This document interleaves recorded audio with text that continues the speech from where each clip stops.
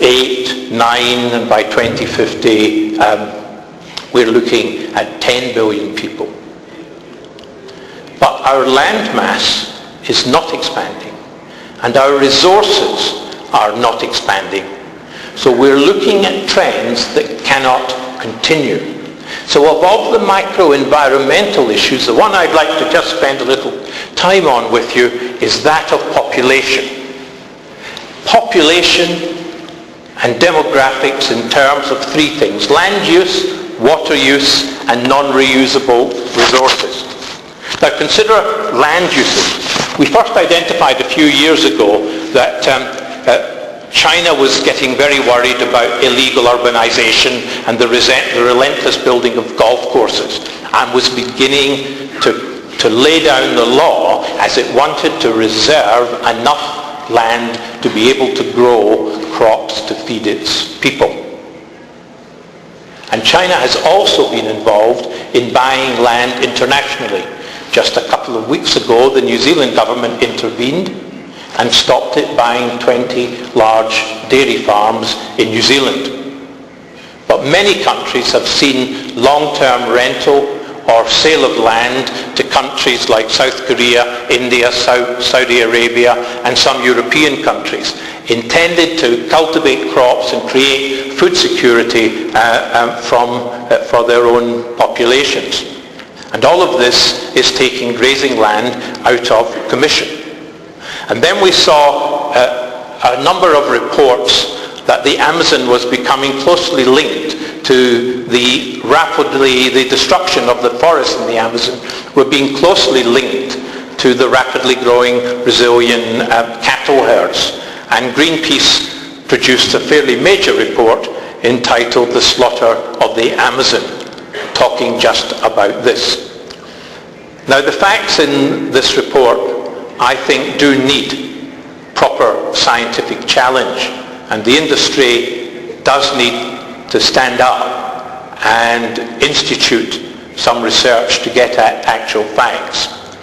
But it was clear that at some stage going forward, we will have to adjust to the fact that we are in a small planet with a lot of people on it.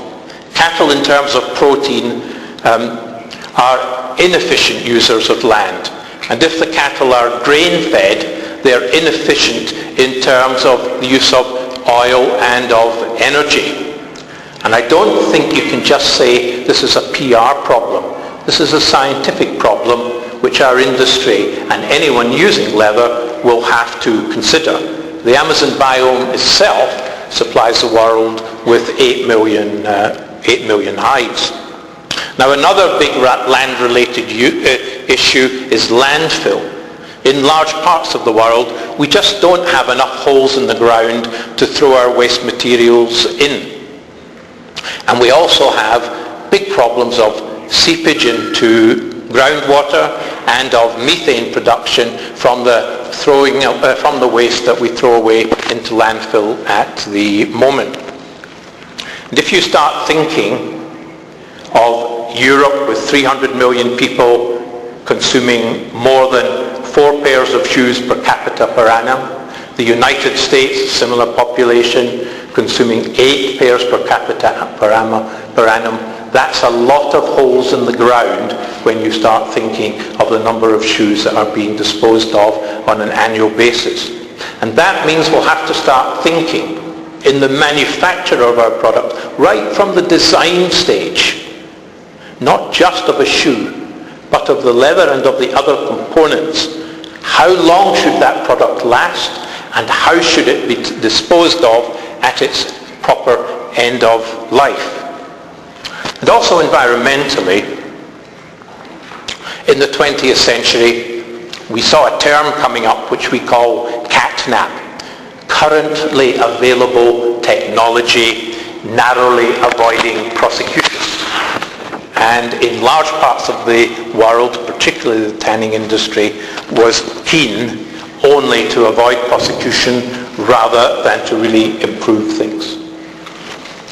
And as you go around the world, you do see some curious things, some beautiful effluent plants that are not run because companies don't like to spend or can't find the money to actually keep them running. And we've also seen quite a number of new plants built in the last 20 years, to my surprise, that have been built with limited primary treatment or no secondary treatment. And we've begun to see in unexpected places like China, like Pakistan, even Ethiopia, the ordinary population, ordinary citizens, starting to say they've had enough of this.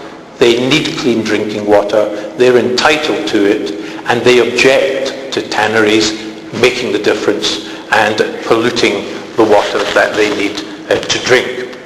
And we're beginning to see that legislation, because generally speaking, environmental legislation regarding water consumption is very good around the world. It's the enforcement that is very erratic. And now we're beginning to see governments actually saying, no, we have to listen to our people. We are going to enforce our environmental legislation. And this extends far beyond just toxins and chrome-6. It goes into things like soluble salts.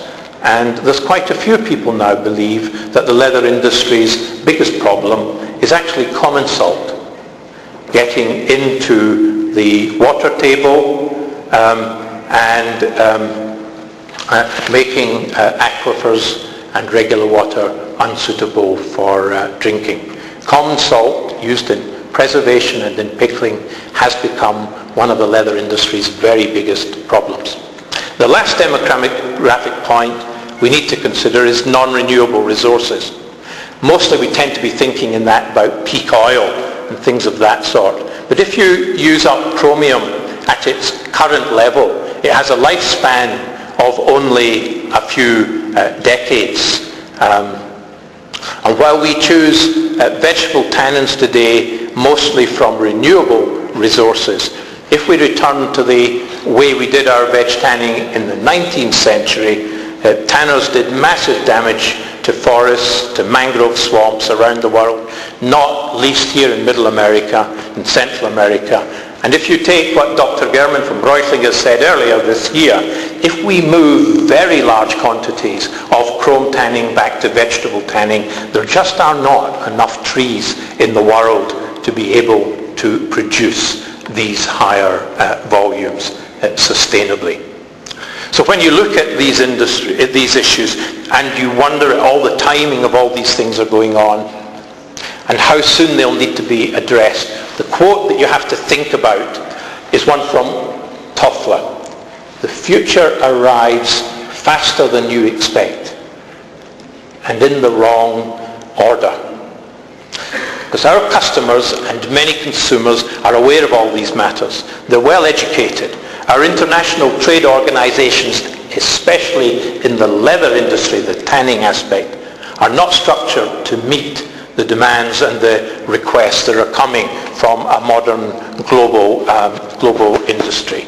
Certainly not to meet them with good science, which is what is required.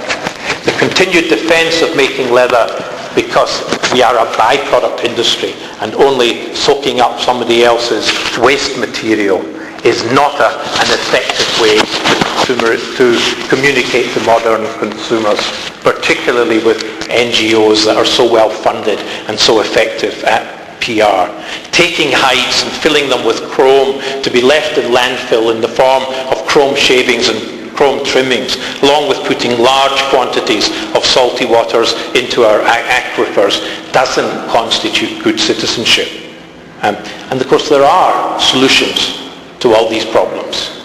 And many of them we see in use here in Mexico. But the leather industry around the world will have to re-examine its technology, properly commercialize all these cleaning up activities, and treat them globally